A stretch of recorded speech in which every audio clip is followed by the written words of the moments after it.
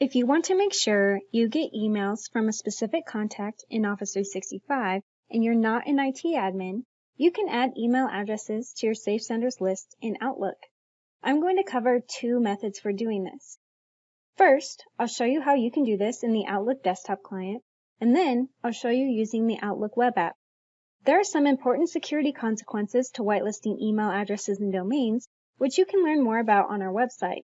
But to keep this video short, I'm just going to cover how to do this.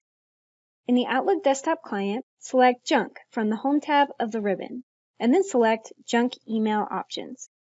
In the flyout window, select the Save Senders tab and click the Add button.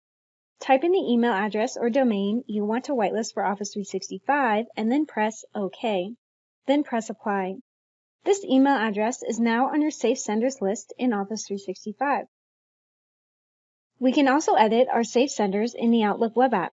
I have this browser open to the Office 365 homepage. I'm going to select Outlook from my apps to go to the Outlook web app. Select the gear icon from the top right of your screen and select View All Outlook Settings. In the flyout window, select Junk Email, and we're looking for the Saved Senders and Domains header. We're going to select the Add icon and then type in the email address we want to whitelist. When we're done, we'll hit Enter and then Save at the top. This email address is now whitelisted in Office 365.